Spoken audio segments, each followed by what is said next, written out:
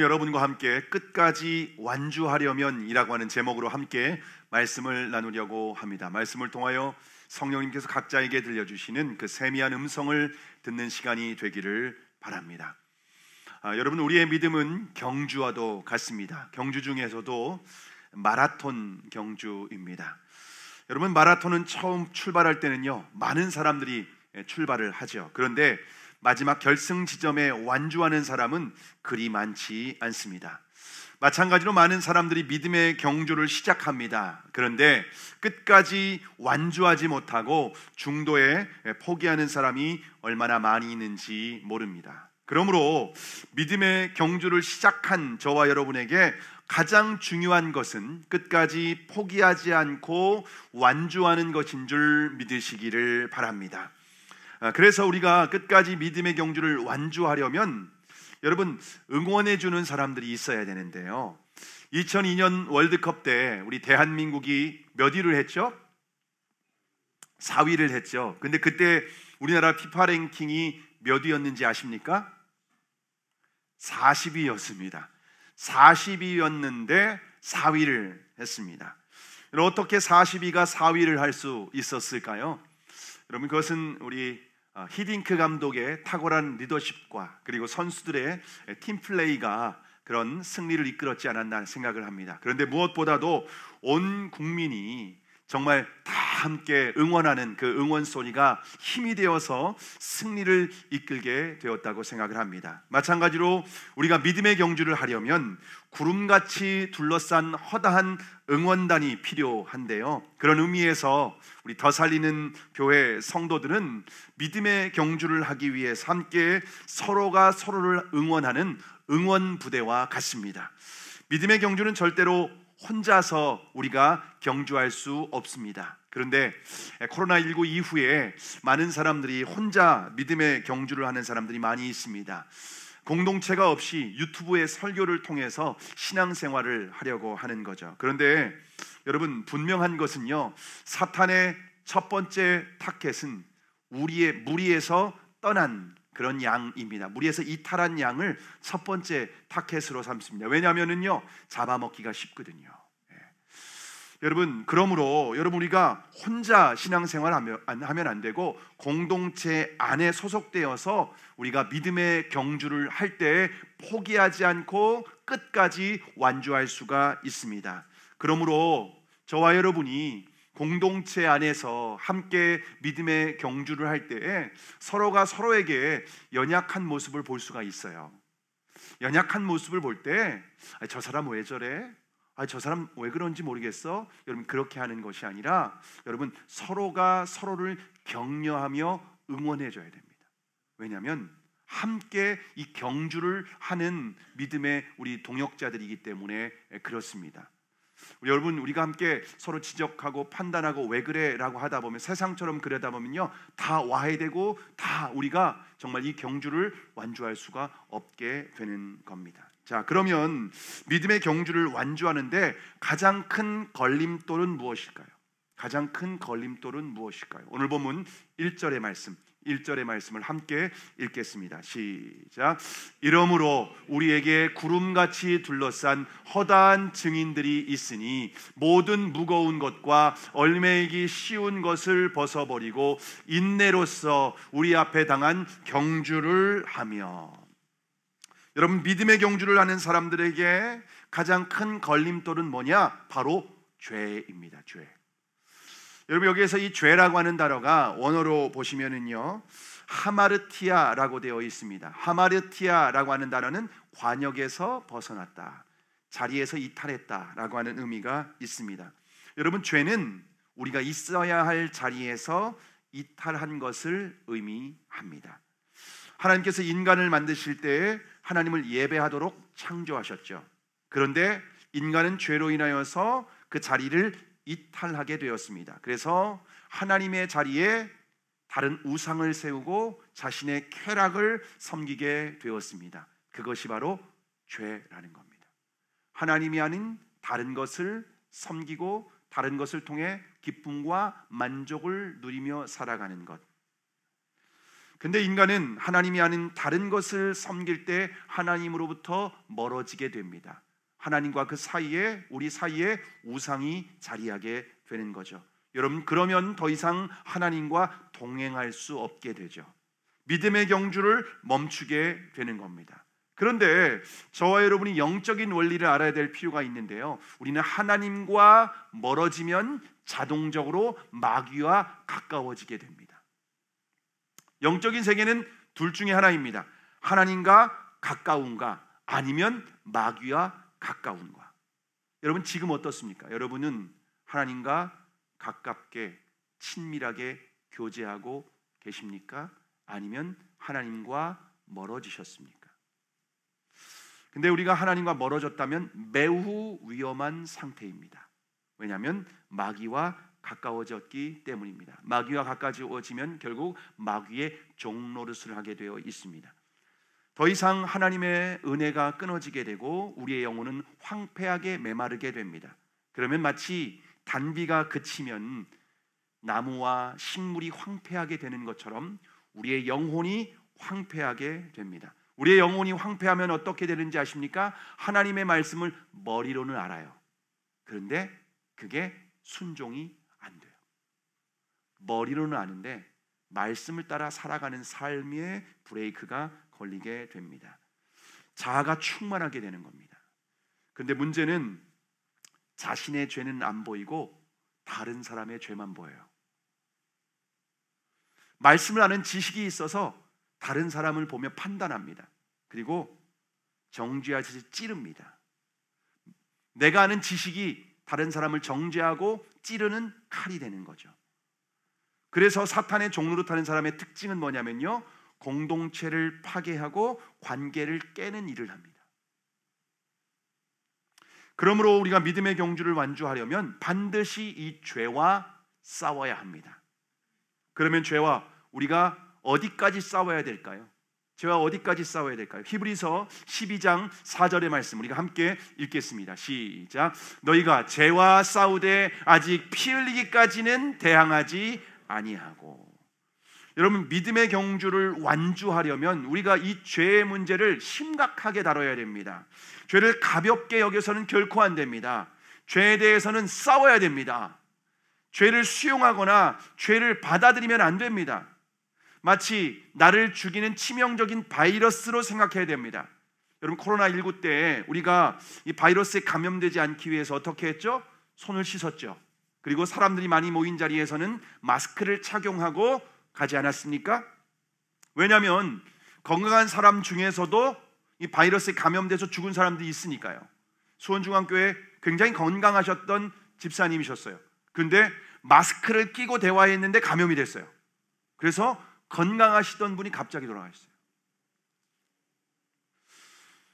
여러분, 마찬가지로 죄가 우리의 영혼에 침투하면 삶의 뿌리를 내리게 됩니다. 죄가 뿌리를 내리게 되면 우리의 발목을 잡히게 됩니다. 그러면 더 이상 믿음의 경주를 달려갈 수 없게 되는 겁니다. 그러므로 우리의 영혼을 죽이는 죄의 뿌리가 무엇인지 인식하고 죄와 싸워야 됩니다. 어디까지? 피 흘리기까지. 적당히 싸우는 게 아니라 이길 때까지, 승리할 때까지, 죄가 뿌리 뽑힐 때까지 싸워야만 합니다. 자, 그러면 죄는 어떻게 시작이 될까요? 여러분, 죄는 생각으로부터 시작이 됩니다. 사탄은 먼저 우리의 생각에 사단의 생각을 집어 넣습니다. 그런데 여러분, 사탄의 생각은요, 우리를 위한 생각이에요. 네가 맞아, 네가 맞아. 그래, 네가 그렇게 하는 게 맞아. 사단은 우리를 위한 생각을 쏙 집어넣습니다. 근데 생각이 들어오면요, 우리의 마음의 감정을 자극하기 시작합니다. 마음의 감정이 자극하면은 의지가 발동이 되어서 행동으로 이어지게 됩니다. 그리고 그 행동이 반복이 되면 습관이 되죠. 그 습관은 그 사람의 성품이 됩니다. 성품이 되면 그 사람의 운명은 이미 결정이 된 겁니다. 시작이 어디에서부터 시작되었다고요? 생각에서부터 출발하게 된 겁니다. 여러분, 그러므로 저와 여러분의 생각 가운데 마귀의 생각을 받아들이면은요, 이미 절반은 넘어간 거예요. 생각이 지배당하면은 이미 절반 넘어간 거예요. 그래서 잠언 4장 23절에서 뭐라고 말씀하고 있죠? 함께 읽습니다. 시작. 무릇 모든 지킬 만한 것 중에 더욱 내 마음을 지키라. 생명의 근원이 이에서 남이라. 마음을 지키래요. 우리의 마음을 지키는 것이 곧 생명을 지키는 거라는 거예요. 우리가 내 생명 면역력 잘 지키기 위해서 비타민도 먹고 홍삼도 먹고 운동도 하고 그렇게 열심히 하잖아요. 그런데 더욱 중요한 게 뭐냐면 내 마음을 지키는 거예요. 내 마음을 지키는 게 내 생명을 지키는 겁니다. 여러분, 가룟 유다가 예수님을 어떻게 팔았죠? 요한복음 13장 2절에 보시면은요, 함께 읽겠습니다. 시작. 마귀가 벌써 시몬의 아들 가룟 유다의 마음에 예수를 팔려는 생각을 넣었더니. 뭘 넣었다고요? 생각을 넣었을 뿐이에요. 그런데 유다가 마귀가 주는 생각이라고 알았을까요? 전혀 몰랐어요. 여러분, 유다가 마귀가 주는 생각이었다는 것을 알았으면요 거부했겠죠. 오히려 유다는요, 너무 좋은 아이디어다. 이렇게 참신한 생각이 있을까? 내가 예수님으로 돈을 벌어먹을 수 있다니. 이렇게 좋은 아이디어가 있구나. 그렇게 받아들였다는 겁니다. 그런데 가룟 유다가 사탄이 주는 생각을 품었을 때 어떻게 되죠? 27절을 함께 읽습니다. 시작. 조각을 받은 후 곧 사탄이 그 속에 들어간지라. 여러분, 유다는 생각을 받아들였을 뿐이에요. 뭐 그 생각 누구나 다 할 수 있잖아요. 지금도 여러분의 마음과 생각 가운데 여러 가지 생각을 할 수 있어요. 그런데 마귀가 주는 생각을 받아들였을 뿐인데 그 생각이 우리 안에 들어오니까 집이 되는 거고, 그 집이 형성되면은 마귀가 들어와서 주인 노릇하게 되는 겁니다. 여러분, 마귀가 주인 노릇하게 된 가룟 유다가 어떻게 되죠? 결국 은 30에 예수님을 팔아넘기게 될 뿐만 아니라 그 후에는 스스로 죄책감에 빠져서 시달리다가 스스로 목숨을 끊어버리고 죽습니다.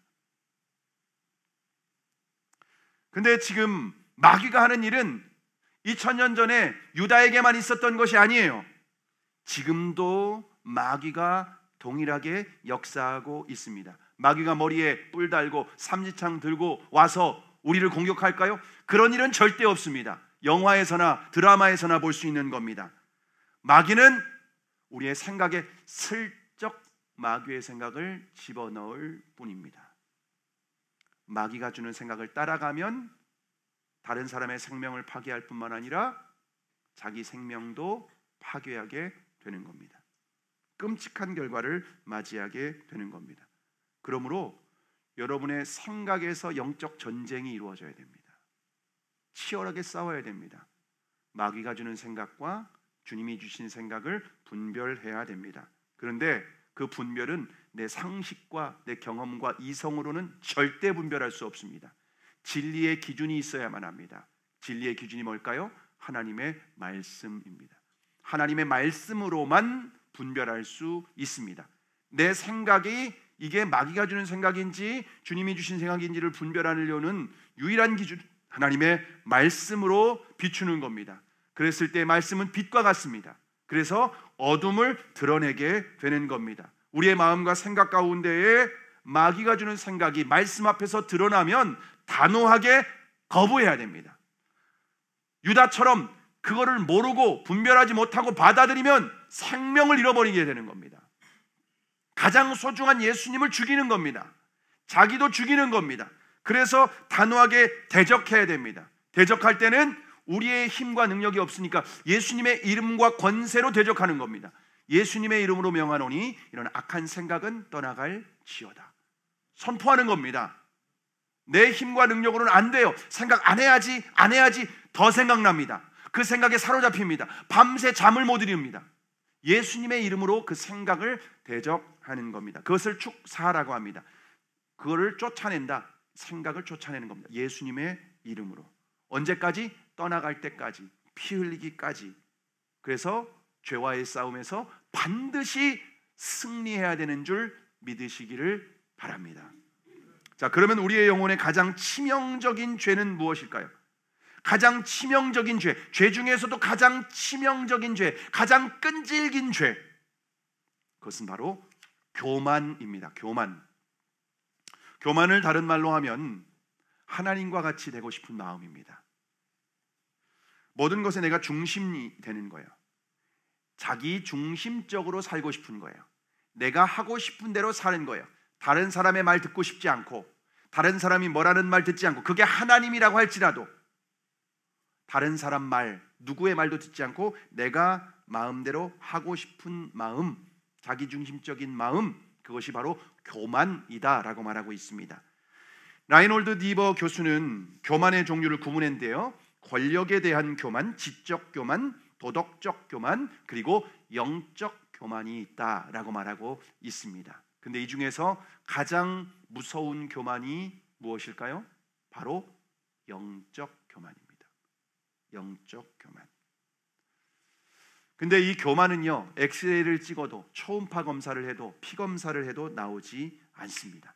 더욱 심각한 것은요, 교만한 사람은 절대로 내가 교만하다고 생각하지 않아요. 그냥 나는 겸손한 사람이고 괜찮은 사람이다, 이렇게 생각을 한다는 겁니다. 왜냐하면 이 교만은요, 우리의 본성과 너무 잘 맞아요.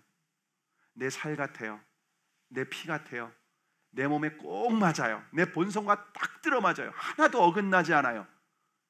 아담의 후손으로 태어난 저와 여러분 안에는요, 이 교만의 DNA가 있어요. 그래서 우리와 아주 그냥 꼭 맞아요. 이질감이 전혀 느껴지지 않아요. 이 교만이요, 모든 죄의 뿌리와 같다고 신학자들이 말합니다. 여러분, 아담이 왜 선악과를 먹었죠? 교만해서 먹은 거예요. 하나님과 같이 되고 싶은 마음. 그게 이 세상을 이렇게 파괴하고 타락시킨 거예요. 그래서 교만은 모든 죄의 뿌리이자 시작이라고 말을 하고 있습니다. 그리고 가장 마지막까지 남아있는 죄가 바로 교만이기도 합니다.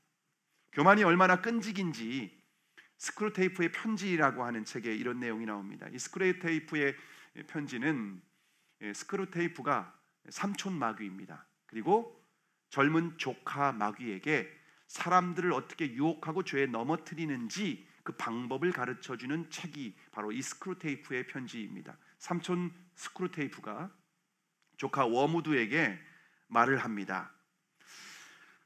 그리고 이렇게 조언을 하는데요, 교만에 대해서 성도가 겸손해지면 위기감을 갖고 긴급하게 대응해야 된다. 그럴 때는 무엇보다도 자기가 겸손해졌다는 사실에 관심을 갖도록 유도해야 된다. 세상에 내가 이렇게 겸손해지다니, 이런 마음을 갖게 하는 거야. 그러면 자신이 겸손하기 때문에 나같이 겸손한 사람이 없어 라고 자부심을 갖고 만족감을 갖게 될 거야.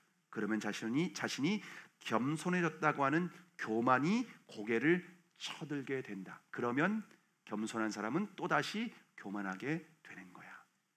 여러분, 우리가 겸손하다는 생각 자체가 교만이라는 거예요.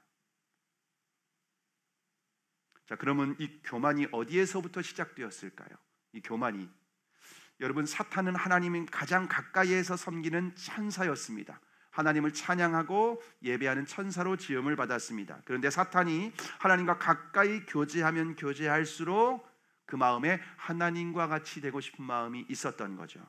그래서 하나님의 자리를 자신이 차지하려고 하나님을 대적했다가 결국 하나님의 나라에서 쫓겨나게 됩니다.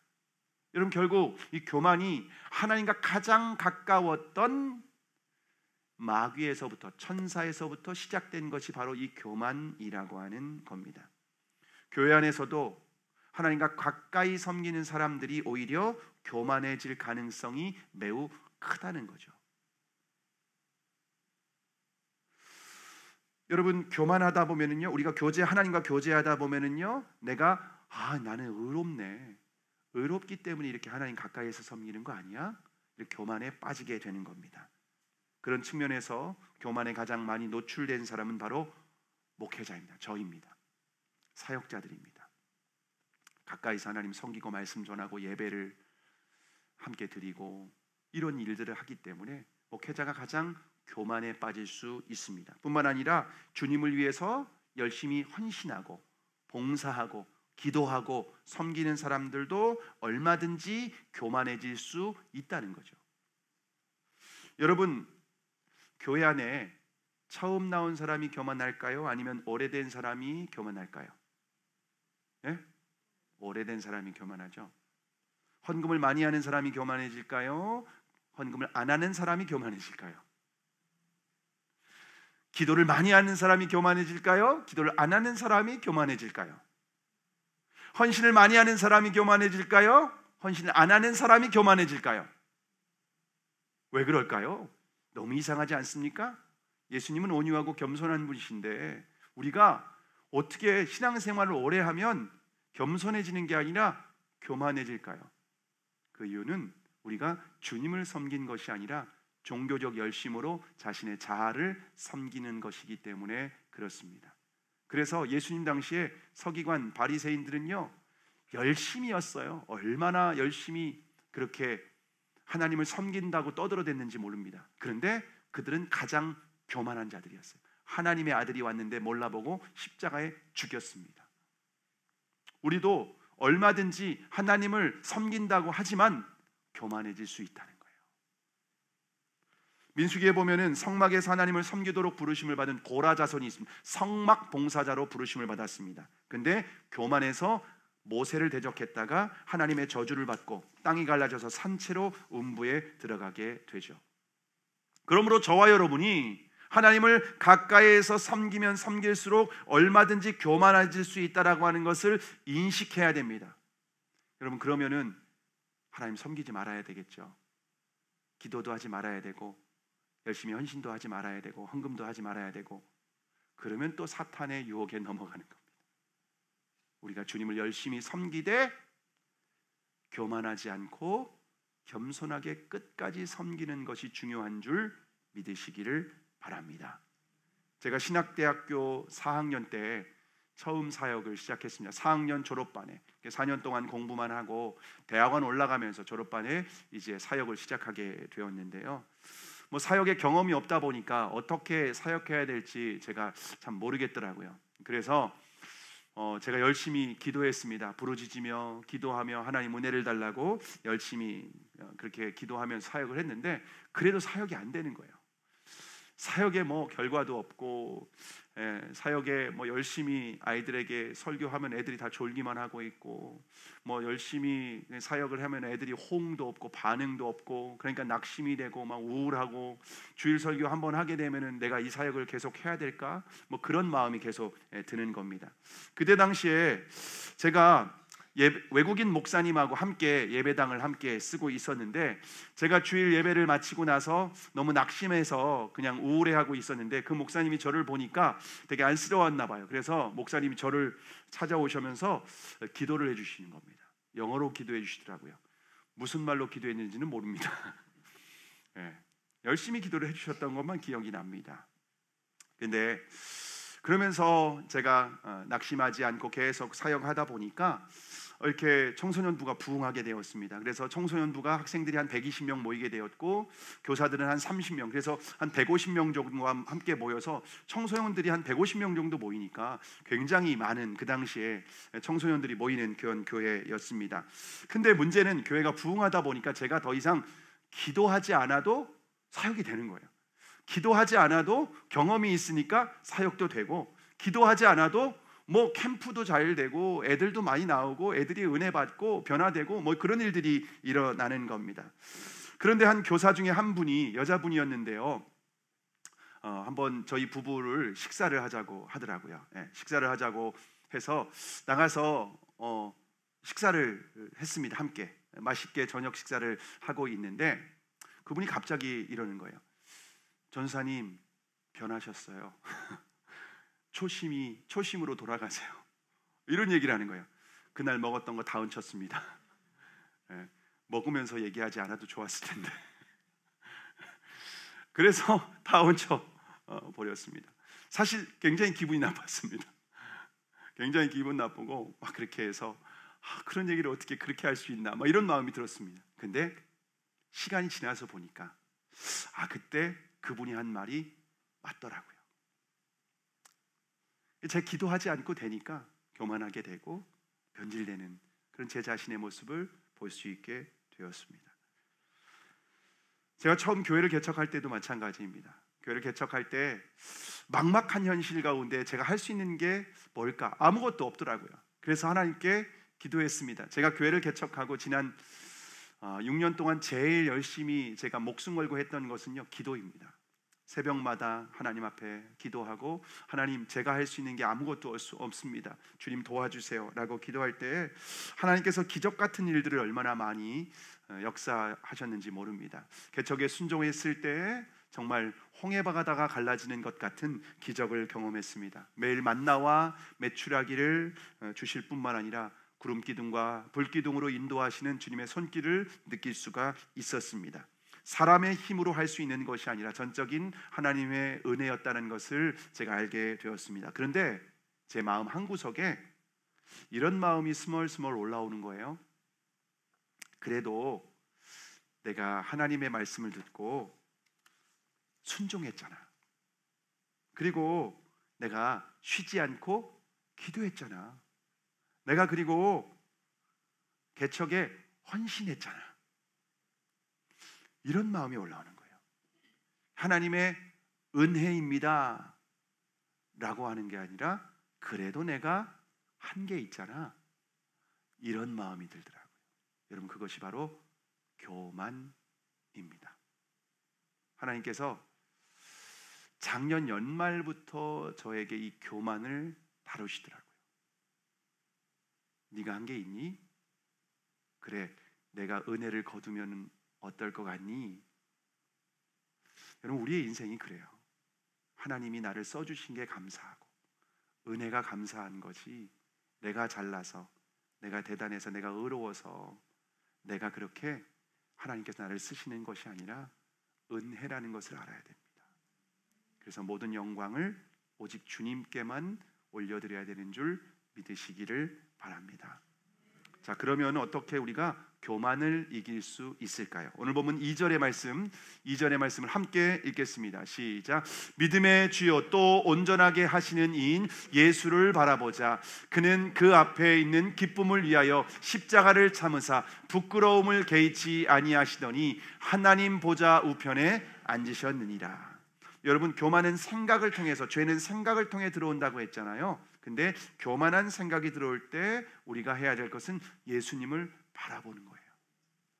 예수 그리스도는 하나님과 본질적으로 동등하신 분이신데 자신을 낮추시고 또 낮추시고 또 낮추셔서 이 땅에 인간이 되었다고 우리가 지난 성탄절 말씀에 나누지 않았습니까? 그 겸손하신 예수 그리스도를 바라보는 겁니다. 근데 여기에서 바라본다는 말은 시선을 고정한다라는 의미가 있습니다. 마치 못이 박히듯이 주님을 향하여서 시선을 떼지 않는 겁니다. 요즘 말로 눈에 꽂혔다, 그런 것처럼 예수님을 눈에 꽂는 겁니다. 그래서 오직 우리가 예수님을 바라보는 겁니다. 믿음의 경주를 하는 사람들이 예수님을 바라보고 달려가는 겁니다.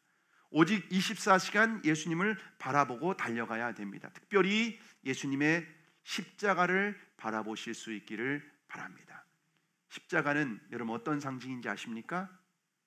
우리가 얼마나 심각한 죄인인지 보여주고 있는 것이 십자가입니다.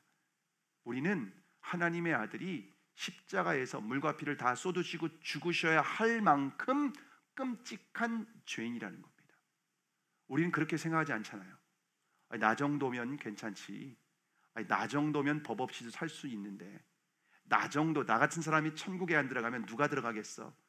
착각입니다. 우리는 예수님이 십자가에 죽지 않으면 안 될 만큼 십자가에 심각한 죄인이다. 성경은 우리에게 분명하게 말씀하고 있습니다. 그래서 십자가를 바라보며 내가 얼마나 끔찍한 죄인인지 인식하는 겁니다.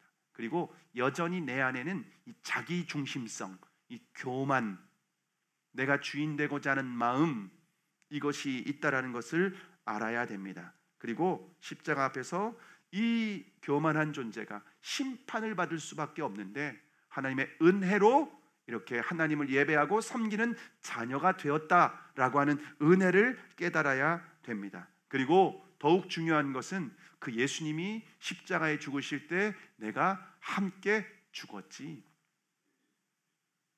이거를 바라봐야 됩니다. 이걸 묵상하는 겁니다. 그것이 교만을 이기는 길입니다. 교만을 이기는 가장 강력한 무기는 예수 그리스도의 십자가인 줄 믿으시기를 바랍니다. 근데 우리가 예수 그리스도의 십자가를 바라보려면 말씀을 묵상해야 됩니다.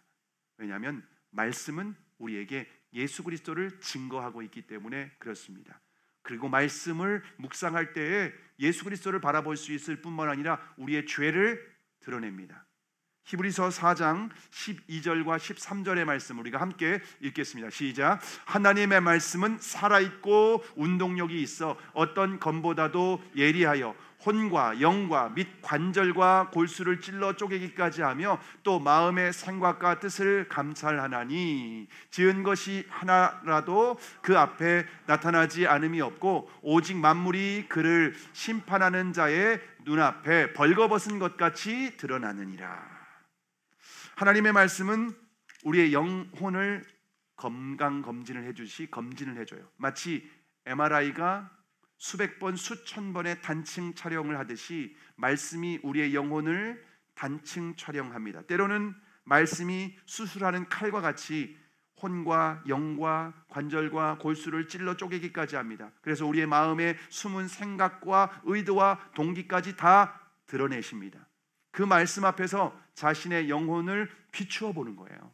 그 말씀 앞에서 비추어 보면서 자신의 죄를 인식하고 깨닫고 겸손하게 자신을 낮추며 은혜를 구하는 겁니다.